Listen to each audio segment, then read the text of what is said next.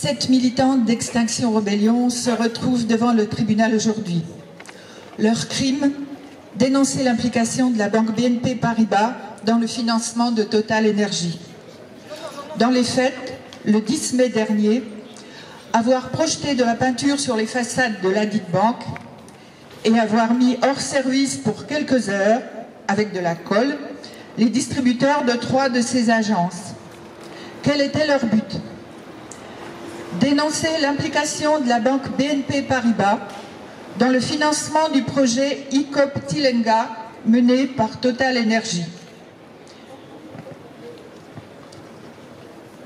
Pour rappel, 1443 km d'oléoduc chauffé à 50 degrés, forage de 400 puits de pétrole en Ouganda et en Tanzanie, avec pour corollaire des conséquences humaines et environnementales lourdes. Ravage des espaces de vie avec 100 000 personnes expropriées de leurs terres, biodiversité fortement impactée. Derrière la campagne de greenwashing organisée par Total Énergie, on peut donc mesurer l'impact de cette société au niveau de l'effondrement écologique et du dérèglement climatique. Total Énergie tire 92% de ses profits, soit 73 millions de bénéfices par jour, de l'énergie fossile. La banque BNP Paribas se situe au 5e rang des financements mondiaux du développement des énergies fossiles, avec en mai 2022 8 milliards d'euros accordés à Total Énergie. Elle réalise des bénéfices colossaux, 9,5 milliards en 2021. L'empreinte carbone de cette banque serait, selon les estimations d'Oxfam, de 750 millions de tonnes équivalent carbone, soit plus que l'empreinte carbone de la France.